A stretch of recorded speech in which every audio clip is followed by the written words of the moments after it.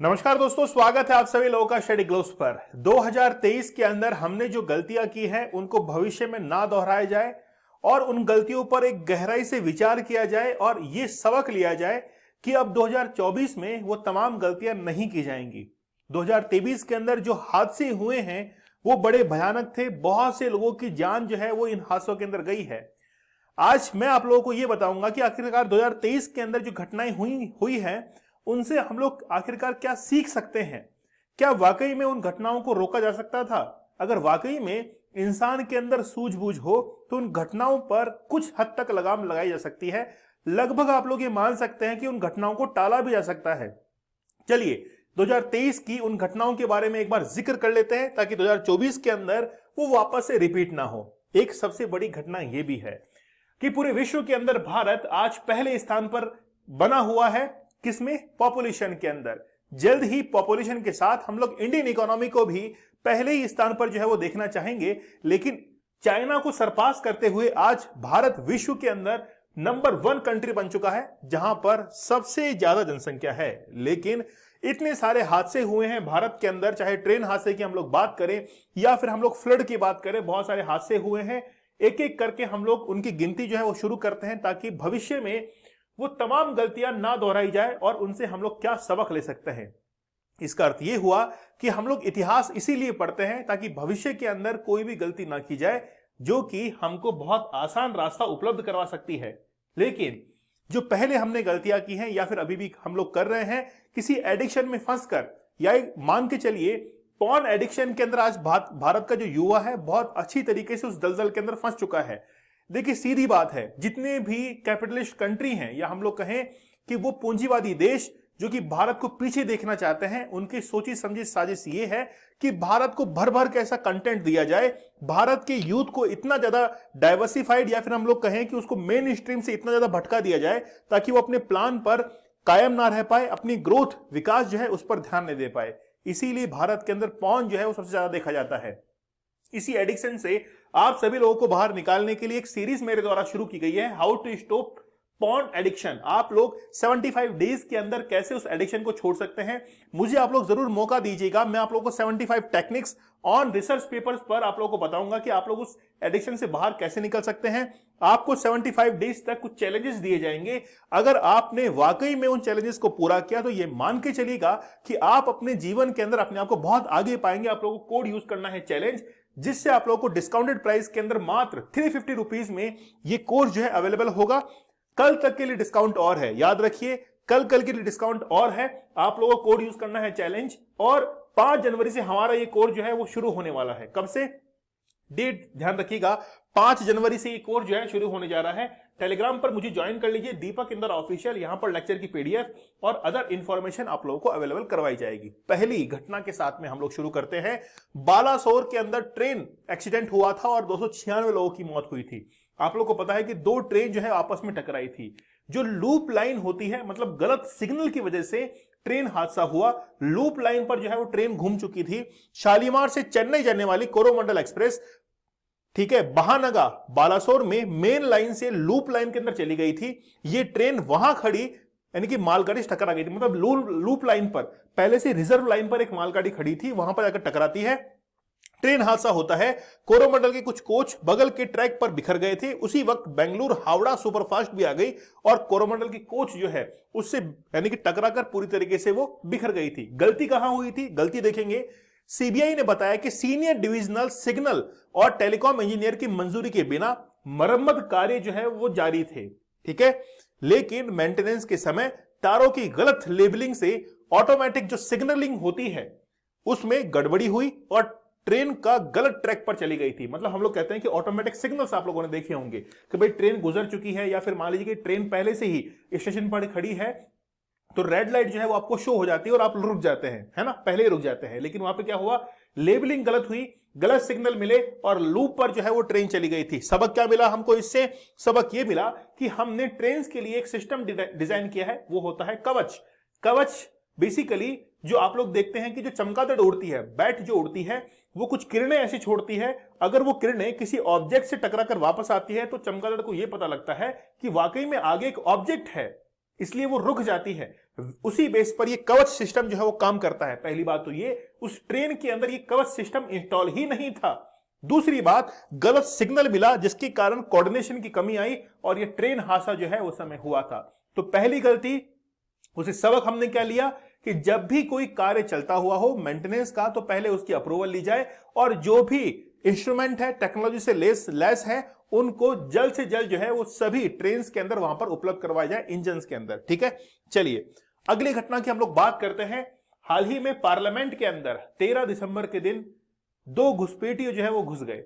2 बाहर प्रदर्शन कर रहे थे, वो 2 अंदर घुसे कैसे? सिक्योरिटी को ब्रीच करके अंदर चले गए। पहली बात तो ये है कि ये जब घटना हुई उससे पहले ही हमारे पास में ये अलर्ट आ चुका था कि 13 दिसंबर को कुछ बड़ा हो सकता है, क्योंकि 13 दिसंबर 2001 को संसद पर अटैक हुआ था और गुरपतवंत सिंह जो पन्नू है, देखिए उस व्यक्ति की जबान, यानी कि उस व्यक्ति का नाम लेने में जबान जो है लड़खड़ा रही है, मतलब नाम भी बड़ा अटपटा है, बेकार सा नाम है। ठीक है, तो बेसिकली क्या है कि गुरपतवंत सिंह पन्नू ने यह पहले कहा था कि भाई 13 दिसंबर को हम लोग जो है पार्लियामेंट पर अटैक करने वाले हैं, लेकिन वो अटैक तो नहीं हुआ, सिक्योरिटी ब्रीच हुई। कुछ बेरोजगार युवा थे, उन्होंने जो है वो पार्लियामेंट के अंदर घुसने का प्रयास किया था। ठीक है, तो 13 दिसंबर 2023 को सागर और मनोरंजन नाम था, नाम के 2 शख्स विजिटर गैलरी से सांसदों के बैठने की डेस्क पर कूद गए थे। स्पीकर की ओर से बढ़ते हुए दोनों ने जूतों से स्मोक जो होता है कैनिस्टर, उसको निकाला और येलो कलर की स्मोक जो है वहां पर निकलने लगी थी। संसद के कर्मियों ने दोनों को पकड़ लिया और बाहर सुरक्षा कर्मियों को जो है सौंप दिया था। ठीक है, आतंकी हमले की बरसी के बावजूद पहले से ही हमारे पास में अलर्ट था, फिर भी हमने जो है ठीक सिक्योरिटी नहीं बरती और उस दिन स्टाफ भी जो है वो कम था। 3 लेयर सिक्योरिटी जो है उसको चेक के दौरान भी जूते खुलवाकर अच्छे से तलाशी नहीं ली गई थी। अब इसे सबक क्या मिलता है? पहला सबक यह है कि अभी यानी कि सिर्फ मेटल को हम लोग डिटेक्ट कर पाते हैं, प्लास्टिक का कोई भी आइटम डिटेक्ट नहीं कर पाते हैं। इसीलिए जल्द से जल्द ऐसी टेक्नोलॉजी इजाद की जाए या फिर ऐसे इंस्ट्रूमेंट लगाए जाए जहां पर प्लास्टिक के जो भी, मान लीजिए कोई भी, मान लीजिए प्लास्टिक का चाकू ले आते तो क्या होता, उसको डिटेक्ट कर सके। दूसरा, पास जारी करने से पहले जिसमें व्यक्ति को पास जारी हो रहा है उसकी अच्छे से जो है वो क्या की जाए, जांच पड़ताल की जाए। तीसरा सबक यह है कि संसद की सुरक्षा अब किसको दे दी गई है? CISF को दे दी गई है, क्योंकि वो उन जो सिक्योरिटी होते हैं उसके लिए काफी ट्रेंड होती है। तो सबक हमको यह मिलता है, जांच पड़ताल किए बिना किसी पर भी जो है विश्वास ना करें। चलिए आगे बढ़ते हैं। अगले जो है जोशीमठ की घटना है, ये बड़ी दर्दनाक घटना है। मतलब 868 जो घर हैं उनके अंदर दरार आई और 600 जो परिवार है वो अपने घरों से बाहर चले गए, निर्वासित हो गए, ये मान सकते हैं। तो जो 2 जनवरी की रात, मतलब देखिए 2 जनवरी मतलब शुरुआत ही, साल की शुरुआत ही यहां से हो रही है। 2 जनवरी की रात 2:30 बजे जोशीमठ में दीवारों के दरकने और कंक्रीट के टुकड़े गिरने का शोर जो है वो सुनाई दिया। लोग घरों से बाहर खुले आसमान के नीचे आने के लिए मजबूर हो गए। 8 जनवरी तक 868 घरों में दरारें आ चुकी थी। यहां रहने वाले 600 परिवार जो है यहां से पलायन कर गए थे। गलती कहां हुई? 1974 में गढ़वाल के कलेक्टर थे MC मिश्रा, उन्होंने कहा था, उन्होंने कमेटी बनाई थी और यह कहा था कि यहां पर जो है रेत और पत्थर के ऊपर पूरा का पूरा शहर बसा हुआ है, इसलिए इससे कोई भी छेड़खानी ना की जाए। अगर कंस्ट्रक्शन और ब्लास्टिंग होती है, ब्लास्ट मतलब पत्थर को तोड़ने के लिए, तो पहाड़ धंस सकता है। NTPC के हाइड्रो प्रोजेक्ट और 4 धाम ऑल वेदर रोड की वजह से कंस्ट्रक्शन जो है वो जारी था, पहले से कंस्ट्रक्शन चल रहा था, टनल्स बन रही थी, इसलिए वहां पर वाइब्रेशन हुआ। वाइब्रेशन होने के कारण पूरी का पूरा जोशीमठ जो है उसमें दरार आ गई। सबक क्या मिला? Wadia institute of Himalayan geology के मुताबिक जोशीमठ जैसे शहर ग्लेशियर मटेरियल पर बसे हुए हैं, इसीलिए ऐसे शहर, पहाड़ी क्षेत्र जहां पर हम लोग कह सकते हैं कि वो सेडिमेंट्री रॉक्स हैं, वहां पर कोई भी छेड़खानी ना की जाए, प्रकृति के साथ में कोई भी छेड़खानी ना की जाए, नहीं तो इंसान जो है उसका नामो निशान मिट जाएगा। ये हमने यहां से सबक लिया है। चलिए अगली घटना की बात करेंगे, उत्तरकाशी टनल की। यहां पर 41 मजदूर जो है वो लगभग 2.5 किलोमीटर के टनल के अंदर फंस जाते हैं। 12 जनवरी को जब आप लोग दिवाली मना रहे होते हैं, दूसरी तरफ टनल के अंदर 41 मजदूर जो है फंस जाते हैं। उनको बाहर निकालने के लिए कई जतन किए जाते हैं, लेकिन खोटा सिक्का काम में आता है और रेड माइनर्स की सहायता लेते हुए जोशीमठ के इस टनल से, जोशीमठ नहीं, उत्तर काशी की टनल से 41 मजदूरों को सफलतापूर्वक बाहर निकाला जाता है। क्या घटना थी सुनिएगा। 12 नवंबर की सुबह 5:30 बजे उत्तराखंड के सिलक्यारा टनल का एक हिस्सा भरभराकर जो है धंस जाता है। 60 मीटर तक मलबा फैल गया था और अंदर काम कर रहे 41 मजदूर बाकी दुनिया से बिल्कुल कट चुके थे। अमेरिकी ऑगर मशीन से रेस्क्यू भी जो है वो नाकाम हो चुका था। 900 की पाइप के जरिए सभी मजदूरों को जो है सुरक्षित बचा लिया गया था। ठीक है, गलती कहां हुई? एल&टी कंपनी के पूर्व प्रोजेक्ट डायरेक्टर उन्होंने कहा कि विस्फोट से चट्टानें जो है उनकी पकड़ कमजोर हुई और टनल जो है वो नीचे की तरफ धंस गई। सबक क्या मिला? पहली बात, प्रकृति से कोई छेड़खानी ना हो। ठीक है, geological survey of hard rock की बात कही गई कि लेकिन भुरभुरी मिट्टी जो है वहां पर थी। भुरभुरी मतलब बिल्कुल आप कह सकते हैं कि जिसमें जो है बिखर जाती है मिट्टी। किसी ऐसे प्रोजेक्ट से पहले कई बार सर्वे और जांच करवाना जरूरी है। टनल की खुदाई के वक्त ऐसे हादसों के लिए एक एक्सेप्ट टनल, मतलब जहां से आप जो है बाहर निकल सके, ऐसे एक्सेप्ट एक टनल जो है वो भी बनानी चाहिए। यह सबक हमको यहां से मिलता है। नांदेड़ महाराष्ट्र के अंदर 48 घंटों में 16 लोगों की मौत हुई थी, बच्चों की मौत हुई थी। क्यों? वहां पर मेडिकल फैसिलिटीज नहीं थी। तो महाराष्ट्र के नांदेड़ में डॉक्टर शंकर राव चौहान सरकारी अस्पताल में 30 सितंबर को प्रसव से एक महिला को भर्ती कराया गया था। ठीक है, अस्पताल में ना दवाएं थी, ना कोई वहां पर मेडिकल फैसिलिटी थी, ना कोई मेडिकल स्टाफ था और 2 अक्टूबर तक 48 घंटों में 16 बच्चों की जो है मौत हो गई थी। ठीक है, गलती कहां हुई? वहां के जो डीन है उन्होंने बताया कि 70 से 80 किलोमीटर में ये इकलौता हॉस्पिटल है। कई बार मरीजों की संख्या इतनी ज्यादा हो जाती है कि वहां पर मैनेज करना मुश्किल हो जाता है। एनआईसीयू में 65 बच्चे एडमिट थे, जबकि क्षमता केवल 24 की है। 24 से दुगने 48 हो सकते हैं, लेकिन यहां पे 65 एनआईसीयू के अंदर एडमिट थे। क्षमता कितनी थी? कैपेसिटी 24 की थी। हॉस्पिटल में 500 बेड की व्यवस्था है, लेकिन 1200 मरीज भर्ती थे। क्या सबक मिलता है? पहली बात, मेडिकल के साथ में कोई छेड़खानी नहीं होनी चाहिए। बजट और मूलभूत सुविधाओं की कमी की वजह से इतनी बड़ी घटना हुई। बजट में इसका सही प्रबंधन और अस्पताल की क्षमता बढ़ाने की जरूरत है। क्या अस्पताल में शिशुओं को सांस लेने में मदद करने वाली मशीनें जो हैं वो क्या मैनुअल होती हैं? अगर हां तो इसके लिए प्रशिक्षण जो है कर्मचारी को दिया जाना चाहिए। सबक क्या मिला? पहली बात ये कि मेडिकल फैसिलिटी मतलब जो जीवन रक्षक जितने भी यहां पर इक्विपमेंट्स हैं उनको टाइम टू टाइम चेंज करना चाहिए, उनकी देखभाल करनी चाहिए, रखरखाव करना चाहिए और बजट जो है वो मेडिकल फील्ड के लिए और भी ज्यादा अलॉट होना चाहिए। ठीक है, चलिए सिक्किम में बाढ़ की बात करते हैं। सिक्किम के अंदर जबरदस्त बाढ़ आई और रेस्क्यू करने के लिए जो भी फौजी गए थे वहां पर, मिलिट्री मैन गए थे, वो भी वहां पर 20 जो है वो लापता हो गए थे। 75 की मौत हुई थी। तो 4 अक्टूबर 2023 को सिक्किम में दक्षिण लोनाक झील के फटने से तीस्ता नदी पर बना बांध जो है वो टूट गया था। पानी का बहाव 15 मीटर प्रति सेकंड यानी 54 किलोमीटर प्रति घंटा था। इसमें 75 लोगों की मौत हुई। सेना के 22 जवानों समेत 105 से ज्यादा लोग लापता हो गए और हजारों लोग जो है वो इसके अंदर विस्थापित हो चुके थे। क्या गलती हुई? गलती यह हुई कि लोनाक जो झील थी उस पर ग्लेशियर के लैक आउटबर्स्ट जो है फ्लड यानी GOLF की आशंका बहुत पहले से जताई जा रही थी। मतलब वहां पे बाढ़ आ सकती है, ये पहले कह दिया गया था। ग्लोबल वार्मिंग के चलते ग्लेशियर तेजी से पिघल रहे थे, पानी का स्तर बढ़ चुका था, इसलिए वहां पर जो पुल था वो भी टूट चुका था। सबक क्या मिला? वही, प्रकृति के साथ जो है छेड़खानी नहीं करनी है। भारत में ज्यादा जोखिम वाली 56 जितनी झीलें हैं जहां पे बर्फ पिघलने से पानी पहुंचता है, वहां पर आपदा की चेतावनी जो है वो जारी होनी चाहिए और ऐसी कई सारी झीलें हैं वहां पर ऐसी सूचनाएं लगानी चाहिए कि यहां पर कभी भी जो है वो बाढ़ आ सकती है। ठीक है, चलिए इंदौर में बावड़ी धंसने से, ये बहुत बड़ी गलती थी, ये तो ह्यूमन मिस्टेक थी, मतलब इससे बड़ी गलती और नहीं हो सकती है।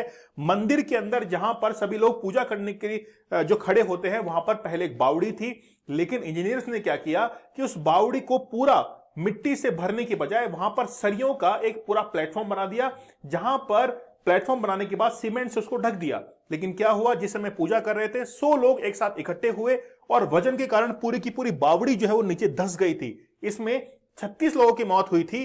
30 मार्च 2023 को इंदौर के बालेश्वर झूलेलाल मंदिर में पूजन के दौरान पूजा पाठ हुई और यहां पर 40 फीट जो है बावड़ी के अंदर लगभग 36 लोगों की मौत की खबर जो है वो अब आती है। और 40 यानी कि ये 40 लोग जो मरे हैं, मतलब 36 लोग जो मरे हैं, इसमें ये जो मंदिर था वो 60 साल पुराना था, बहुत पुराना जो है वो मंदिर था। ठीक है, गलती कहां हुई?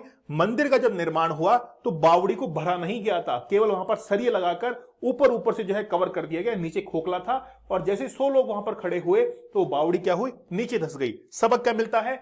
जितनी भी पुरानी और जर्जर इमारतें हैं इनके अंदर जल्द से जल्द रखरखाव सुधार जो है वो किया जाए और तब जाकर फिर इनको इस्तेमाल किया जाए, ठीक है।